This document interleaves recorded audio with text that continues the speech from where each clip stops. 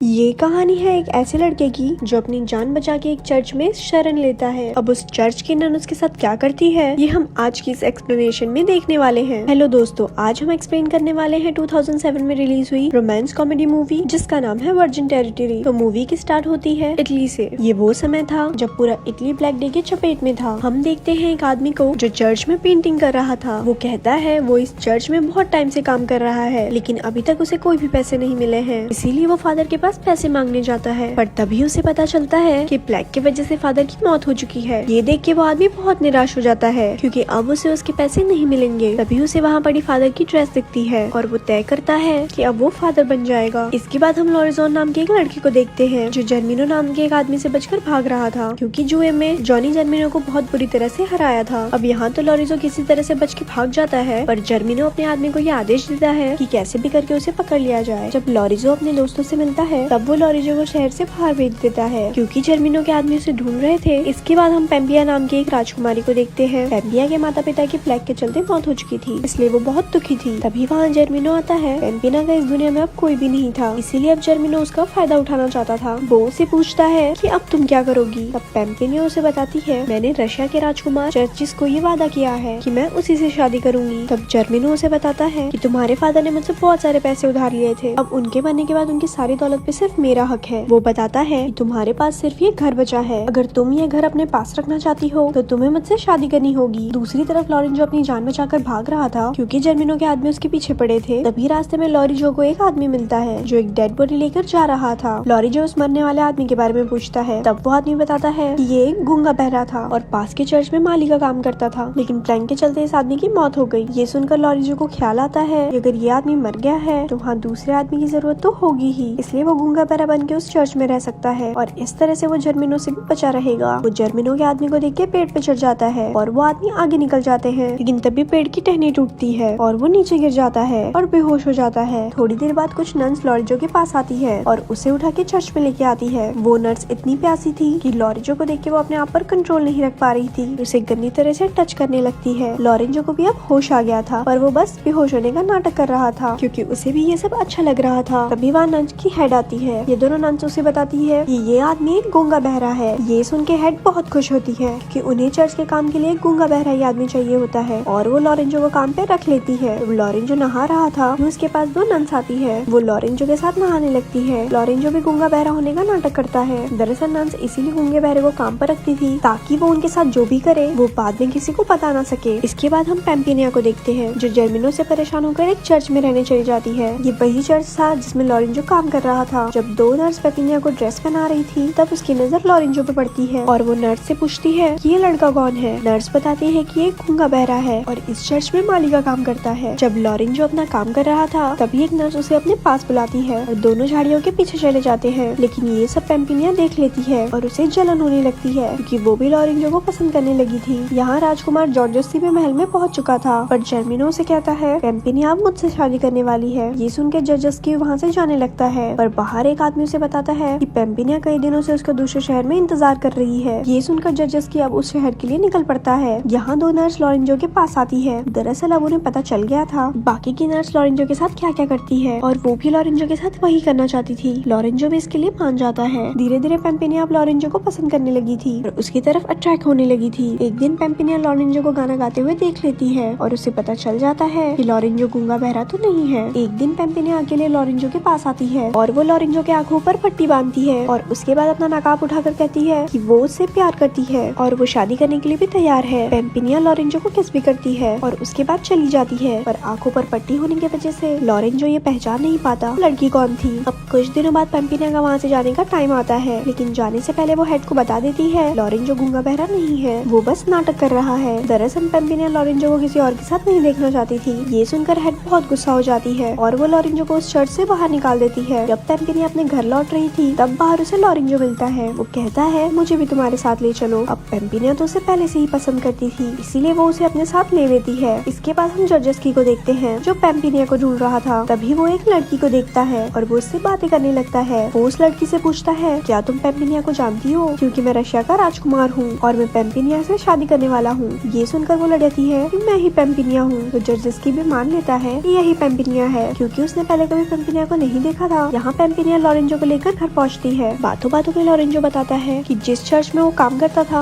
वहाँ उसे एक लड़की से प्यार हो गया था। वो कहता है उस लड़की ने उसकी आंखों पर पट्टी बांध के उसे किस किया था और ये भी बताया था कि वो उससे प्यार करती है। ये सुनकर पेम्पिनिया समझ जाती है कि लॉरेंजो भी उससे प्यार करता है। पेम्पिनिया लॉरेंजो से पूछती है कि तुम उस लड़की को कैसे पहचानोगे। तब लॉरेंजो कहता है मैं किसी न किसी तरह से उस लड़की को ढूंढ लूंगा। अब यहाँ पेम्पिनिया उसे बताने जा रही थी कि वो ही वो लड़की है। तभी वहाँ जर्मिनो आ जाता है। वो लॉरेंजो को देखकर काफी गुस्सा हो जाता है और उसे अपने साथ लड़ने की चुनौती देता है, पर लॉरेंजो उसके सामने टिक नहीं पाता। वो लॉरेंजो को मारने ही वाला था कि तभी पेम्पिनिया उसे रोकते हुए कहती है अगर लॉरेंजो को कुछ भी हुआ वो उससे कभी शादी नहीं करेगी। ये सुनकर जर्मिनो लॉरेंजो को नहीं मारता और उसे कैद खाने में बंद कर देता है। अगले दिन पेम्पिनिया जर्जिनो से कहती है कि कल वो उससे शादी करने वाली है, लेकिन उसे लॉरेंजो को छोड़ना होगा। जर्मिनो उसकी बात मान लेता है। वो लॉरेंजो को छोड़ देता है और अपने 2 आदमी को फादर को लाने भेजता है। जब फादर आता है तब पेम्पिनिया उसे पैसे देते हुए कहती है कि उसे ये शादी नहीं करनी, इसलिए जितना हो सके उस शादी को डिले करवा दे। तो फादर कहता है कि ठीक है, पर ये वही आदमी था जो चर्च में पेंटिंग का काम करता था। दूसरी तरफ जर्मिनो के 2 आदमी लॉरेंजो को लेकर जंगल में जा रहे थे, पर यहाँ उनका प्लान लॉरेंजो को मारना था। इससे पहले कि वो कुछ कर पाते वो उन्हें पछाड़ देता है। लॉरेंजो देखता है कि जर्जस्की पेम्पिनी के पास जा रहा है, इसीलिए वो भी उसके पीछे जाता है। जहाँ वो देखता है जर्मिनो पेम्पिया के साथ जबरदस्ती शादी कर रहा है। तभी वहाँ जर्जस्की भी आ जाता है और उसके पास गन भी थी। गन देख के जर्मिनो डर जाता है और भागने लगता है। लॉरेंजो और जर्जस्की मिलकर जर्मिनो के आदमी को मार देते हैं। आखिर में लॉरेंजो जर्मिनो को भी मार देता है। पेम्पिना जर्जस्की से कहती है कि वो उससे शादी नहीं कर सकती, कि वो लॉरेंजो से प्यार करती है। ये कहकर वो अपना नकाब हटाती है। जब जर्जस्की पेम्पिना का चेहरा देखता है तब वो कहता है कि तुम वो पेम्पिनिया नहीं हो जिससे मैं शादी करने वाला हूँ। तभी वहाँ वो लड़की आती है जो जर्जस्की को झील पर मिली थी। दरअसल ये पेम्पिनिया की फ्रेंड मालिस्नी थी। मालिस्नी को देखकर जर्जस्की कहता है कि यही मेरी पेम्पिनिया है और मैं इसी से शादी करूंगा। एंड में पेम्पिनिया लॉरेंजो के पास जाती है और उसे शादी के लिए प्रपोज करती है, पर लॉरेंजो कहता है कि मैं किसी और से प्यार करता हूँ और शादी भी उसी से करूंगा। ये सुनकर पेम्पिनिया कहती है ठीक है, पर तुम मुझे एक किस करो। तो लॉरेंजो उसे एक किस करता है और वो समझ जाता है कि पेम्पिनिया ही वो लड़की थी जिसने उसे चर्च में किस किया था। और यहाँ ये मूवी खत्म हो जाती है। ऐसी और स्टोरी सुनने के लिए हमारे पेज को लाइक करें। धन्यवाद।